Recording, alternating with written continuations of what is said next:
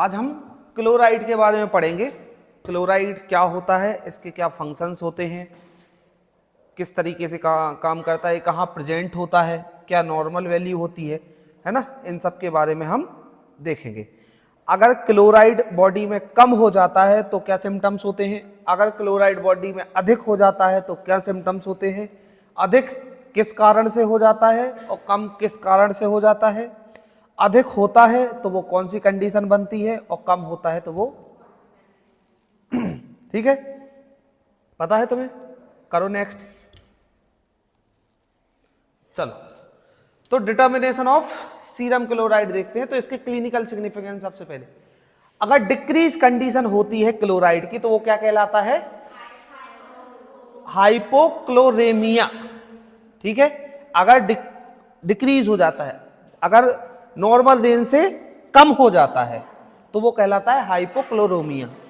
ठीक है, देन अगर लो क्लोराइड वैल्यू ऑब्जर्व हो रही है किसी कंडीशन में तो उसके क्या रीजंस हो सकते हैं।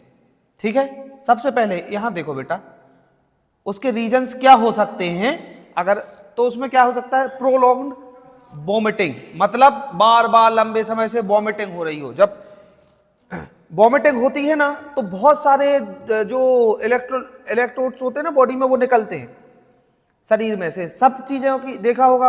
अगर किसी को 4-5-10 दिन से लगातार उल्टियां हो रही होंगी तो वो इंसान कमजोर महसूस ही करेगा, लस्त पड़ा रहेगा, ऐसा होता है ना।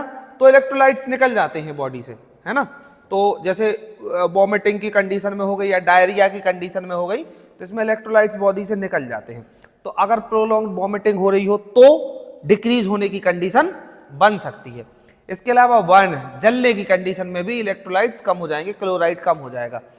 सॉल्ट लूजिंग रीनल डिजीज, कोई ऐसी किडनी से संबंधित कोई डिजीज है जिसमें जो सॉल्ट होता है वो रिस रहा हो तो भी ऐसी कंडीशन बनेगी कि आपका क्लोराइड बॉडी में डिक्रीज हो जाएगा। और then over hydration, over hydration की कंडीशन बनेगी तो भी क्या हो जाएगा, क्लोराइड डिक्रीज हो जाएगा। ठीक है, क्लोराइड एक तत्व है जो बॉडी में प्रेजेंट है, जो फ्लूइड के रूप में प्रेजेंट होता है। बॉडी में जितने भी फ्लूइड है, जैसे ब्लड हो गया, यूरिन हो गया, CSF फ्लूइड हो गया, कोई भी फ्लूइड बॉडी में जो प्रेजेंट है उन्हीं फ्लूइड्स में ये क्लोराइड प्रेजेंट होता है। समझ गए बात। क्लोराइड है क्या, एक इलेक्ट्रोलाइट है, एक तरीके का तत्व है जो बॉडी में, एक कहते हैं जो बॉडी को मजबूत, एनर्जेटिक, इन सब चीजों में रखने में इलेक्ट्रोलाइट्स मदद करते हैं, है ना। देन अब हाई क्लोराइड वैल्यू अगर ऑब्जर्व होती है तो उसके पीछे क्या, अगर ऐसी कंडीशन बनती है इंक्रीज कंडीशन तो उसको हम क्या बोलते हैं, हाइपरक्लोरेमिया। उसको क्या बोलते हैं, हाइपोक्लोरेमिया, इसको बोलते हैं हाइपर। हाइपो मतलब कम और हाइपर मतलब अधिक, समझ गए ना दोनों कंडीशन, हाइपो और हाइपर। हाइपर से तो हम जानते हैं मतलब अधिक कंडीशन, अब नामों में दोनों सेम टू सेम नाम है, मिलते जुलते, तो इनमें कंफ्यूजन नहीं होगी। हाइपर मतलब अधिक वाली कंडीशन और हाइपो मतलब लो वाली कंडीशन।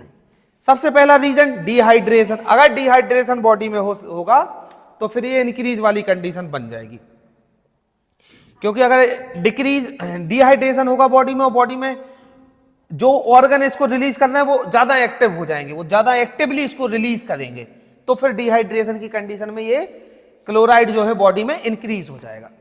रीनल ट्यूबुलर डिजीज, कोई भी किडनी से रिलेटेड बीमारी होती है तो भी ये कंडीशन, इन conditions causing decreasing renal blood flow, congestive heart failure, अगर ऐसी कोई किडनी से रिलेटेड या हार्ट से रिलेटेड, फेलियर से रिलेटेड कोई समस्या हमारी बॉडी में अगर क्रिएट होती है तो इस कंडीशन में क्लोराइड की मात्रा नॉर्मल वैल्यू से बहुत अधिक बढ़ जाएगी। समझ गए, नेक्स्ट करो बेटा। फंक्शंस समझते हैं, अब इनका काम क्या होता है, इनके फंक्शंस क्या होते हैं, फंक्शन समझो। जैसे मैंने बता दिया क्लोराइड के बारे में बता दिया, डिक्रीजिंग कंडीशन बता दी, इंक्रीजिंग कंडीशन बता दी, तो बोले अब इसका है काम, अगर ये बॉडी में प्रेजेंट है तो अब ये काम क्या कर रहे हैं वो समझो। फंक्शंस में क्या क्या आएगा कि फंक्शंस, अब क्लोराइड क्या क्या काम कर रहा है, एक तो रेगुलेशन ऑफ एसिड और बेस, एसिड और बेस जो बॉडी में प्रेजेंट है तो उनको रेगुलेट करने का काम करता है, उनको बैलेंस बनाने का काम करता है। इसके अलावा शरीर में जो फ्लूइड्स हैं उनको भी बैलेंस बनाने का काम कर रहा है। देन ऑस्मोटिक प्रेशर को भी नियंत्रित करने का काम कर रहा है। कल की क्लास में होगे तो आपको पता होगा कि ऑस्मोटिक प्रेशर क्या होता है। कल की आप वीडियो देखेंगे तो उसमें पता चल जाएगा कि ऑस्मोटिक प्रेशर क्या होता है।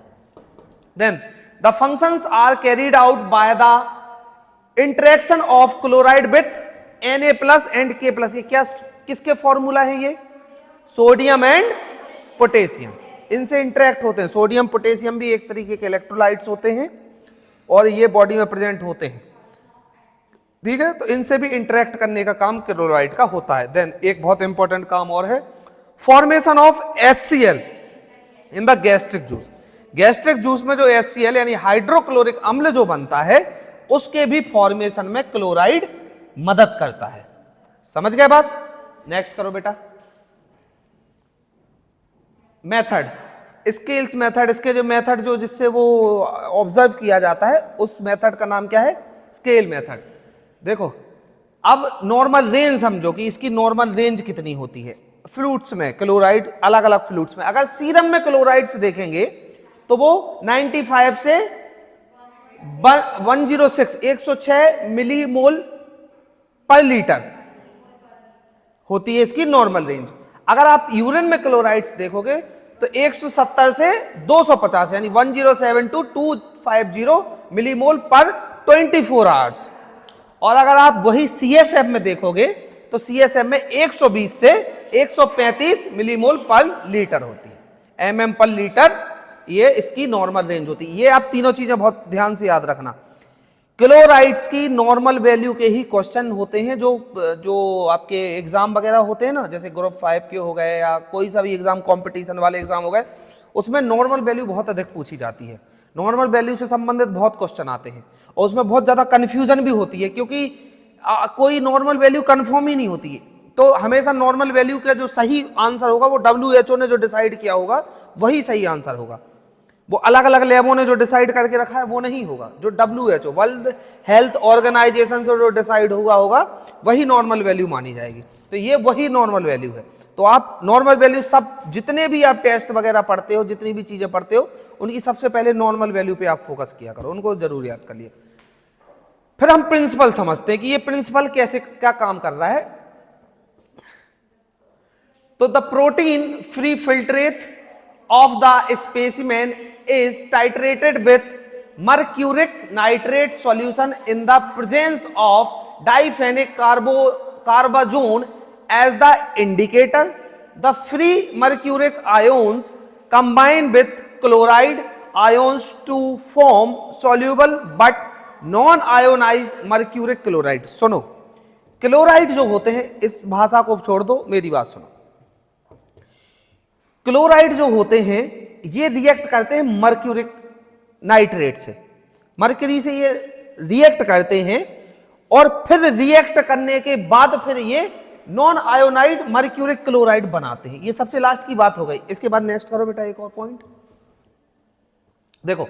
After all chloride ions have react with mercuric ions, जितने भी क्लोराइड हैं वो किससे रिएक्ट कर रहे हैं? मर्क्यूरिक आयन से।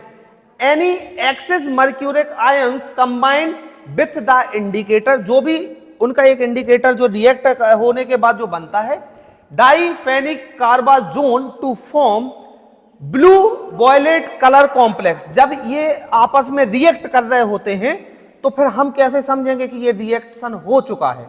हम कैसे समझेंगे? उसके फलस्वरूप एक नया कलर जनरेट होता है, तो फिर हम समझ जाते हैं कि ये क्या कर रहे हैं? रिएक्शन करने का काम कर रहे हैं। जब भी दो चीजों में अगर रिएक्शन हो रहा होगा तो उस रिएक्शन के फलस्वरूप कोई ना कोई एक्शन होगा ना।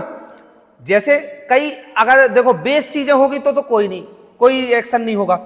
जैसे आप नींबू लो, नींबू समझते हो ना, नींबू को आधो का आधा काटो, उसके ऊपर थोड़े से ऐसे छेद करके उसके ऊपर जो खाने वाला सोडा होता है वो ऐसा छिड़क दो तो आप देखोगे उस पर फुसफुसे उठने लगेंगे, बबल जैसे उठने लगेंगे, तो वो एक्शन हो रहा है। तो उससे हमें पता चल गया ना कि अभी हो रहा है। अब दो सॉल्यूशन को हम आपस में मिक्स कर रहे हैं, हम कैसे समझेंगे कि इसने क्या कर लिया है? रिएक्शन कर लिया है। तो उस रिएक्शन के फलस्वरूप हम ये देख रहे हैं कि इनका क्या हो जा रहा है? कलर चेंज हो जाता है। तो blue violet colour change of the reaction mixture is considered as end point of the titration. तो इसका जो अंत रिजल्ट जो होता है वो ये होता है कि इसका कलर चेंज हो जाता है, तो हम समझ गए हैं कि ये रिएक्शन हो गया है। समझ आई बात? नेक्स्ट करो बेटा। फिर सैंपल में क्या लेते हैं? अब जब हम इसकी टेस्टिंग करेंगे तो इसकी सैंपल में हमें क्या लेना पड़ेगा? सीरम और प्लाज्मा लेना पड़ेगा। देन अब रिक्वायरमेंट, अगर हम इसकी टेस्टिंग करेंगे तो हमें किन किन चीजों की जरूरत पड़ेगी? टेस्ट ट्यूब्स की जरूरत पड़ेगी, पुश बटन पिपेट्स की जरूरत पड़ेगी, कैलोरीमीटर की जरूरत पड़ेगी, सेंट्रीफ्यूज मशीन की जरूरत पड़ेगी, इंक्यूबेटर की जरूरत पड़ेगी, वाटर बाथ की जरूरत पड़ेगी, स्टॉप वॉच की जरूरत। सुनो, अब इसकी टेस्टिंग कैसे होगी, इसकी पूरी प्रोसीजर। सैंपल लिया जाएगा, पेशेंट का सैंपल लेंगे। पेशेंट का जब हम सैंपल लेंगे तो सबसे पहले हमें जरूरत पड़ेगी किसकी? सेंट्रीफ्यूज की। सबसे पहले उसको सैंपल को सेंट्रीफ्यूज किया जाएगा, सीरम प्लाज्मा उसका लिया जाएगा। रिएजेंट जो होते हैं, रिएजेंट के साथ आप देखोगे कि एक रिएजेंट, एक स्टैंडर्ड और एक सैंपल, तीन चीजें हैं हमारे पास। और एक होगा हमारे पास distil water. Distil water, reagent, standard और सैंपल। जब हम रिएजेंट ले रहे होंगे, रिएजेंट ऐसे समझो कि जो स्टैंडर्ड है और सैंपल है, ये दोनों चीजें एक ही है। चाहे हम रिएजेंट में स्टैंडर्ड डालें, स्टैंडर्ड भी एक छोटा सा एक सैंपल का एक सैंपल ही है, ऐसे समझ लो। और हमारे पास जो पेशेंट का जो ब्लड लिया है, जो सीरम लिया है, वो एक सैंपल है। अब किसी मशीन पे उस चीज को रन करने के लिए, मतलब हमें रिएक्शन देखना है। मान लो रिएक्शन आप देखोगे कि एक में मैंने रिएजेंट ले लिया एक टेस्ट ट्यूब में, एक दूसरे टेस्ट ट्यूब में मैंने क्या ले लिया? रिएजेंट ले लिया। ठीक है, अब एक में मैंने डाल दिया 10 माइक्रोलीटर, क्या डाल दिया? स्टैंडर्ड, और एक में डाल दिया 10 माइक्रोलीटर सैंपल, जो पेशेंट का सैंपल है। दोनों में रिएक्शन होना शुरू होगा। वो स्टैंडर्ड उस रिएजेंट के साथ उतना ही रिएक्शन करेगा जितना ये सैंपल रिएक्शन। और अगर उस मशीन पे, उस जिस भी इंस्ट्रूमेंट का आप यूज कर रहे हो, उस पे जब आप ये सैंपल वाला जो रिएजेंट के साथ जो सैंपल डाला है पेशेंट का, जब उसको रन करवाओगे, उससे पहले आपको स्टैंडर्ड रन करवाना पड़ेगा। जब आप स्टैंडर्ड रन करवा दोगे तो फिर वो एक फॉर्मेट उसके लिए सेट हो जाएगा। तो जैसे ही आप उस पे स्टैंडर्ड वो करवा दोगे, वो प्रिपेयर हो जाएगी आपका सैंपल लेने के लिए। फिर जो पेशेंट वाला सैंपल है, फिर आप उसको रन करवाओगे तो हमारे पास करेक्ट वैल्यू आ जाएगी। जब आप सेमी ऑटोमेटिक बायोकेमिस्ट्री एनालाइजर पे काम करोगे तब आपको ये चीजें समझ आएंगी।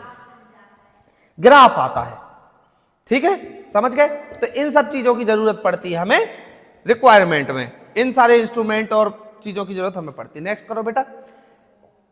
देन अब ये रिएजेंट है, L1 क्लोराइड रिएजेंट है और क्लोराइड स्टैंडर्ड 100 ml। ये दो तरीके के रिएजेंट्स का हम यूज करते हैं। आप देखोगे उसका रिएजेंट्स अलग से आता है, बॉटल आती है।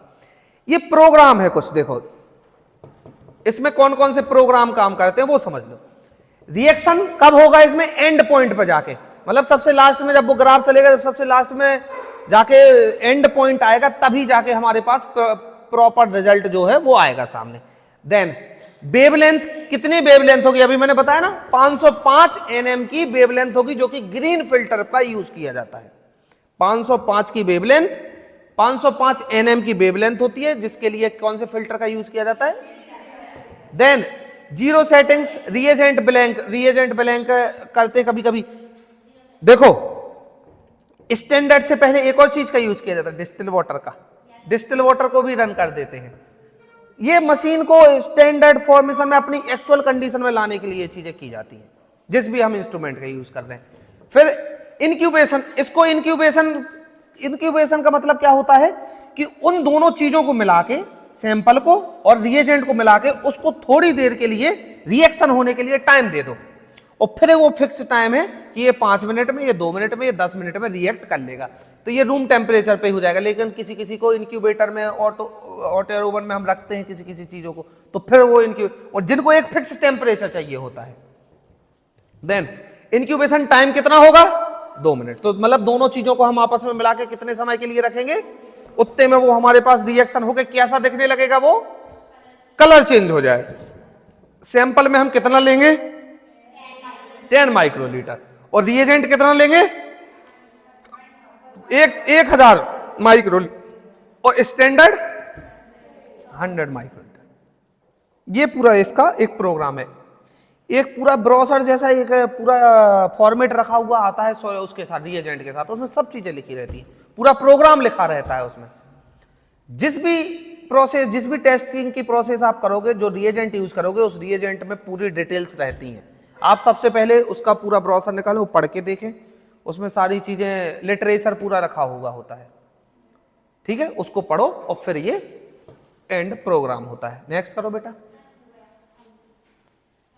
समझ गए? तो ये आपका क्लोराइड एस्टिमेशन था। क्लोराइड को एस्टिमेशन कैसे किया जाता है। अब इसका क्लोराइड को एक बार प्रैक्टिकली करके दिखाएंगे, प्रैक्टिकली अपन करेंगे तो फिर वो चीजें और ज्यादा तरीके से क्लियर हो जाएंगी। कि एक टेस्ट ट्यूब लिया, टेस्ट ट्यूब में 3 टेस्ट ट्यूब लिए, रिएजेंट डाले, एक में, तीनों में रिएजेंट डाले। जैसे, अरे यार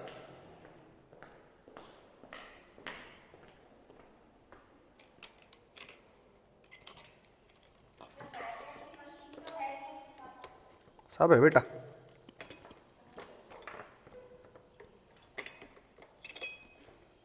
देखो ये जैसे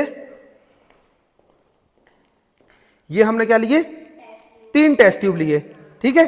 अब इन तीनों टेस्ट ट्यूब में हमने 1000 1000 1000 क्या डाल दिया, रिएजेंट, ठीक है। पहले वाले रिएजेंट 1000 वाले रिएजेंट में मैंने 10 माइक्रोलीटर क्या डाला, डिस्टिल वाटर। फिर हमने इसमें स्टैंडर्ड डाला, फिर हमने इसमें क्या डाला, सबसे पहले हमने मशीन को सेट किया क्लोराइड की टेस्टिंग के लिए, सबसे पहले डिस्टिल वाटर को रन करवा दिया, एक बार हो गया। फिर हमने स्टैंडर्ड को रन करवा दिया और फिर हमने सैंपल को रन करवाया, तो हमारे पास सबसे लास्ट में रिजल्ट आ गया। समझ गए? ये सैंपल है, ठीक है।